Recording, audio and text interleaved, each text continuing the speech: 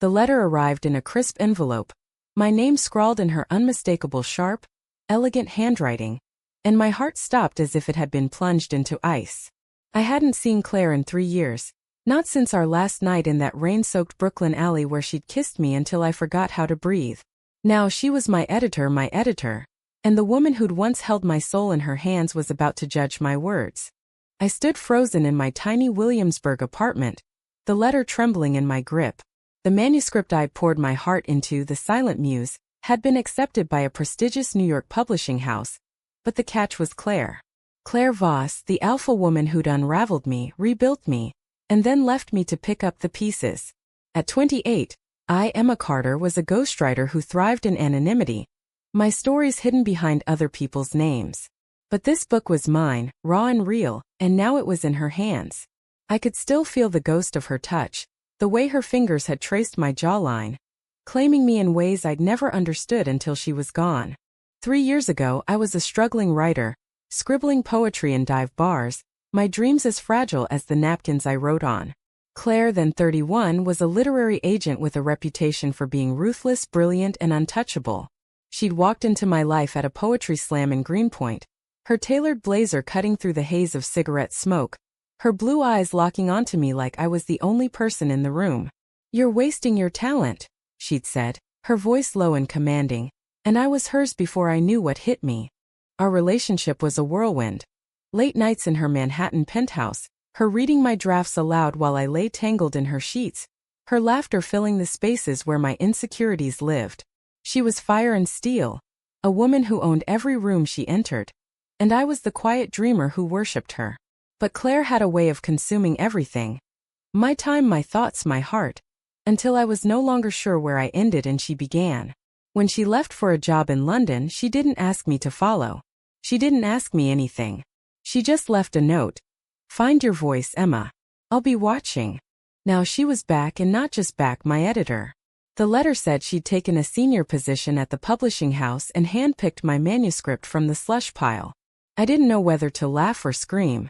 I sank onto my couch, the Brooklyn skyline glittering outside my window, and tried to imagine facing her again.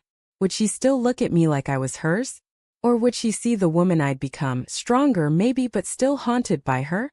I spent the next week agonizing over our first meeting, scheduled at a cozy cafe in Dumbo. I rewrote my outfit choices as obsessively as I'd rewritten my manuscript, settling on a sweater and jeans that said, "I'm fine without you," but still looked good enough to make her pause. The cafe was warm, filled with the scent of espresso and the hum of conversation, but when Claire walked in, the world silenced. Her raven hair was sleek, her blazer sharp, and those blue eyes found me instantly. She didn't smile, but her gaze held 1,000 unsaid things. "Emma," she said, sitting across from me, her voice a velvet blade, "your manuscript is extraordinary." I swallowed, my throat dry. "Thank you." She leaned forward, her fingers brushing the edge of my coffee cup, and I felt that old pull, like gravity bending me toward her. "But it's raw," she continued. "It's you unfiltered, and that's dangerous. Are you ready for the world to see you?" Her words cut deeper than they should have. My manuscript was a love letter to her, to us, disguised as fiction. A story of 2 women, one a dreamer, the other a force of nature, bound and broken by their love. I'd written it to exorcise her from my soul, but now she was here, dissecting it, dissecting me. "I'm ready," I lied, my voice steady despite the storm inside. Claire's lips curved, not quite a smile. "We'll see." The meeting stretched into hours, her notes on my manuscript both brutal and brilliant. She saw through every metaphor, every hidden truth, and I wondered if she knew how much of her was in those pages. As we talked, the past crept in, memories of her whispering poetry in my ear, of nights when we danced in her kitchen to jazz records, of the way she'd made me feel invincible and invisible all at once. When we parted, she touched my arm just for a second and said, "This book will change you, Emma. Don't let it break you." I walked home through the Brooklyn streets, the city alive with possibility and pain. Claire was back, and with her came the chance to rewrite not just my book but us. I didn't know if I wanted to run toward her or away, but one thing was clear. I was no longer the girl she'd left behind. The next few weeks were a dance of avoidance and inevitability. Claire's emails arrived daily, each one a mix of professional critique and something else. Something that felt like her reaching through the screen to tug at my heart. Your protagonist needs more agency, she'd write. Or, this scene feels too safe, Emma. Dig deeper. Every note was a challenge, a reminder of how she'd always pushed me to be more than I thought I could be. I worked on revisions in my apartment, the glow of my laptop casting shadows on the walls. My manuscript was evolving, but so was I. Writing The Silent Muse had been my way of reclaiming myself, but Claire's edits were forcing me to confront the parts of me I'd buried.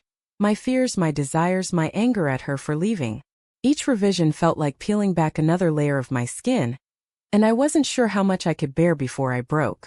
One rainy afternoon, Claire asked me to meet her at the publishing house in Manhattan.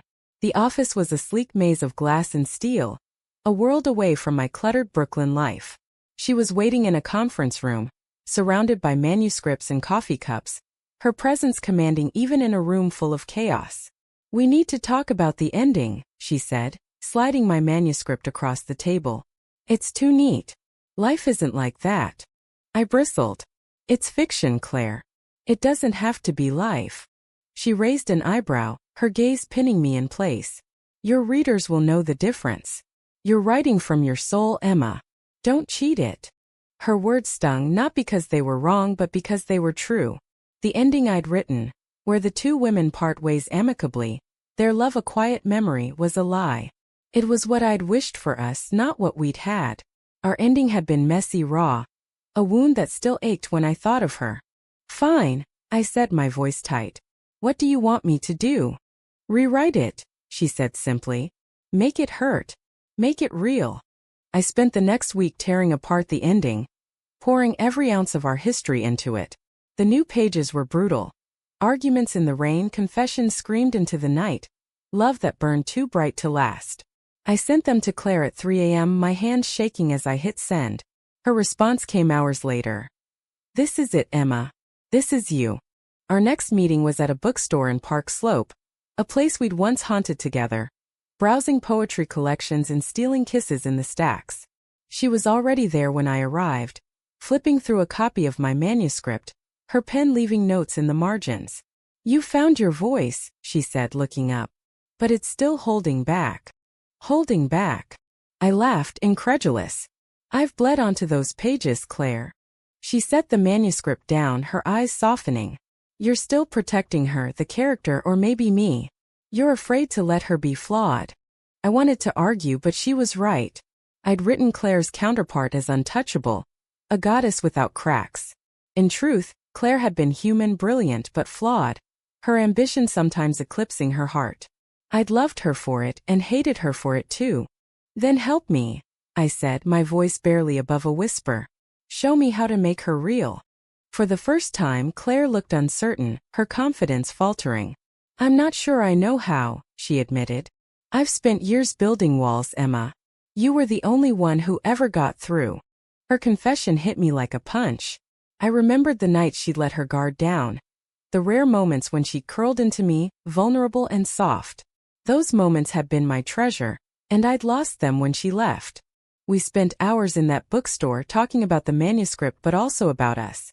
She told me about London, how it had been lonely, how she'd read my anonymous blog posts and known it was me, how she'd fought to get back to New York when she saw my manuscript. I told her about the years without her, the way I'd rebuilt myself word by word. When we left, the rain had stopped, and the Brooklyn streets glistened under the streetlights. Claire walked me to the subway, her hand brushing mine, and for a moment I thought she might kiss me. But she only said, "Keep writing, Emma. I'm not going anywhere this time." I rode the train home, my heart a tangle of hope and fear. Claire was back, but she was still Claire. Fierce, unpredictable, a force I couldn't resist. And I was still me, the writer who loved her too much, but maybe, just maybe, I was learning to love myself too. The manuscript was nearing its final draft, but my heart was nowhere near settled. Claire's presence was a constant pull, her edits sharpening my words while her nearness dulled my defenses. Every meeting, every glance felt like a step toward something or away from it. One evening, Claire invited me to her new apartment in Brooklyn Heights, a sleek loft with floor-to-ceiling windows overlooking the East River. "We need a change of scenery," she'd said, and I couldn't refuse. Not when her voice held that familiar command. The space was pure Claire. Minimalist, elegant, with books stacked in precise towers and a single orchid blooming on the counter. She poured us wine and we sat on her couch, the manuscript between us like a third presence. "Your characters are alive now," she said, swirling her glass. "But the love story, it's still too perfect." "Love isn't perfect, Emma." I took a sip, the wine bitter on my tongue. "Maybe I want it to be." She laughed, soft and knowing. "You don't. You never did. You loved the mess of us, didn't you?" Her words were a blade, slicing through the walls I'd built. I had loved the mess, the way we'd fought and made up, the way she challenged me to be bigger than my fears. But I'd also hated it, the way her intensity had consumed me, leaving me hollow when she left. "Tell me how to fix it," I said, meeting her gaze. "Tell me what you want." She set her glass down, leaning closer. "I want you to stop hiding.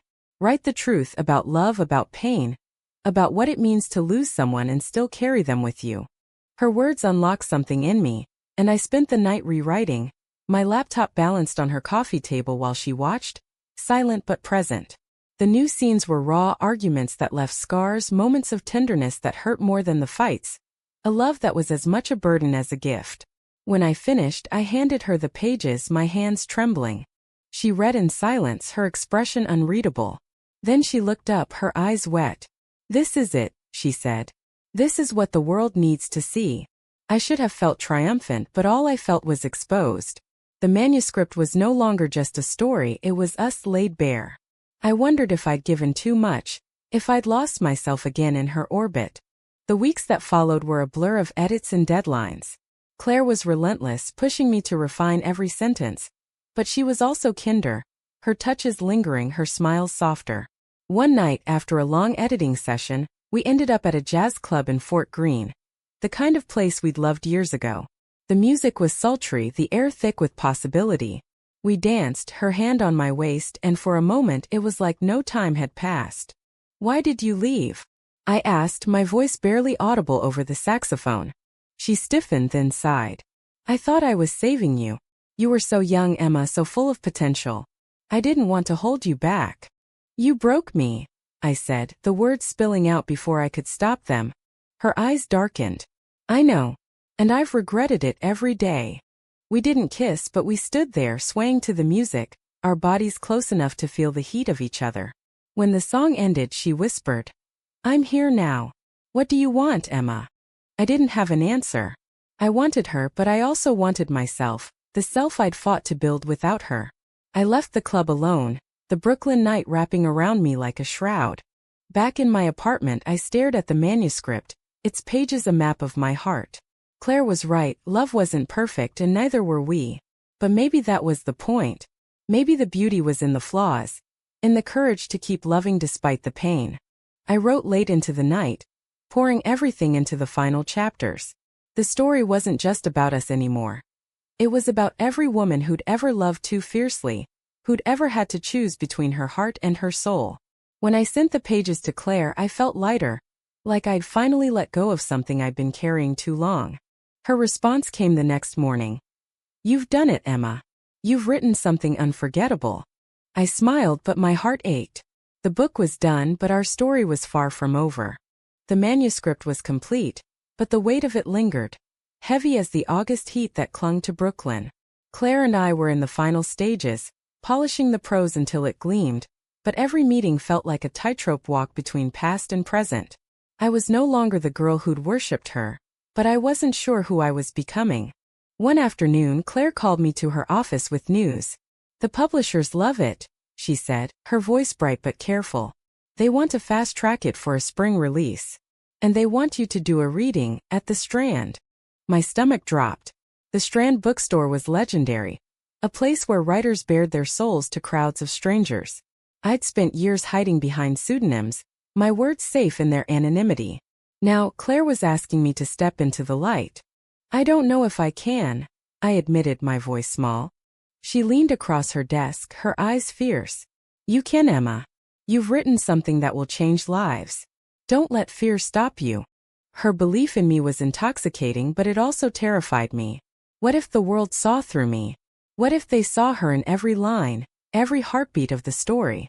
I left her office and wandered the city, ending up at the Brooklyn Bridge, staring at the Manhattan skyline as if it held answers. That night I dreamt of Claire, her hands on my face, her voice promising me the world. I woke up gasping, the memory of her touch burning my skin. I couldn't keep doing this, living in the space between wanting her and fearing her. I needed to know where we stood. I asked her to meet me at Coney Island, a place we'd never gone together, neutral ground. The boardwalk was alive with summer crowds, the air thick with salt and laughter. Claire arrived in a sundress, her hair loose, and for a moment, she looked like someone I could have loved without pain. "Why did you come back?" I asked, leaning against the railing, the ocean stretching out behind us. She didn't answer right away, her eyes on the horizon. "I read your blog," she said finally. "Every post, every poem. I saw you growing, becoming this incredible woman. And I realized I'd made a mistake. I wanted to be part of your story again."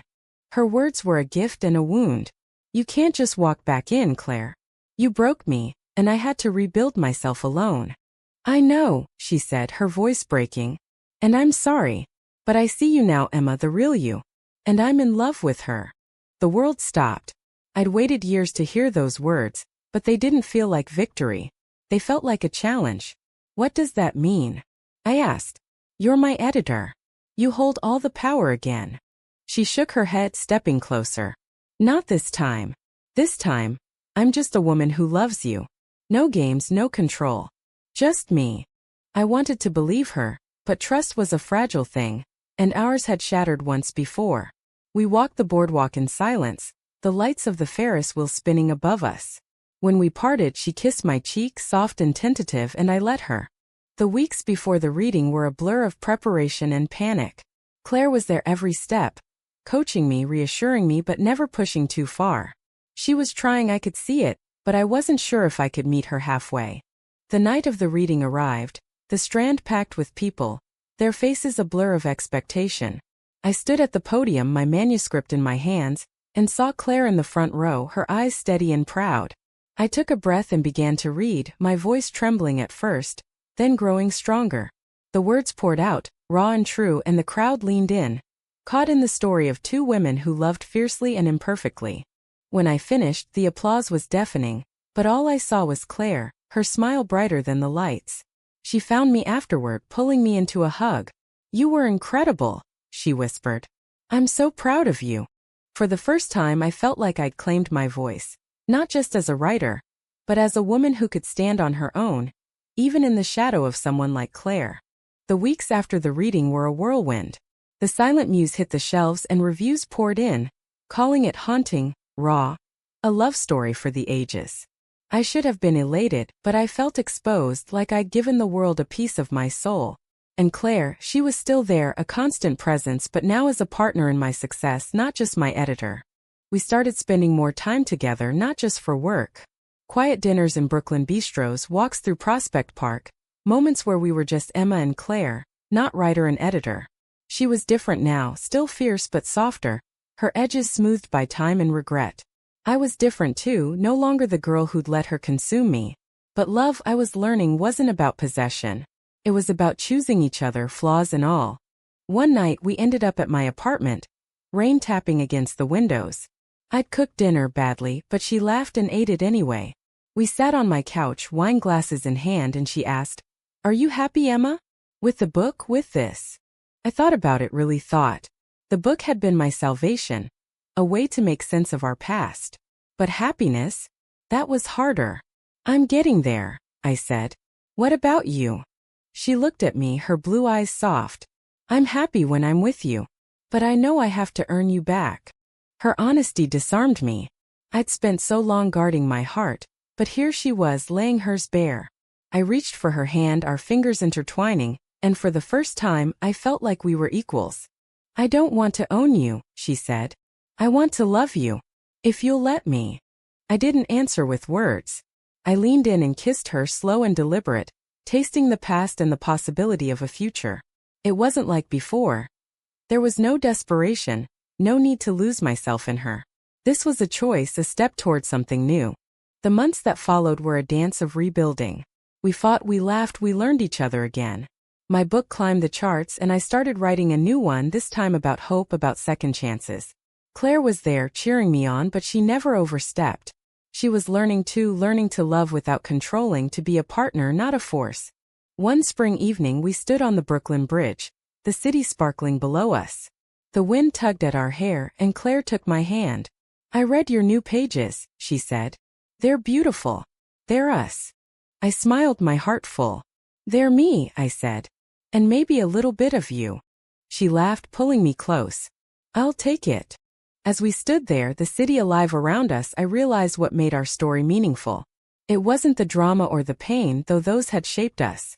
It was the courage to try again, to love despite the risk, to write our own ending. I was no longer the anonymous writer, and Claire was no longer the alpha woman who owned me. We were just two women, flawed and human, choosing each other every day. The silent muse had given me my voice, but Claire had given me something else.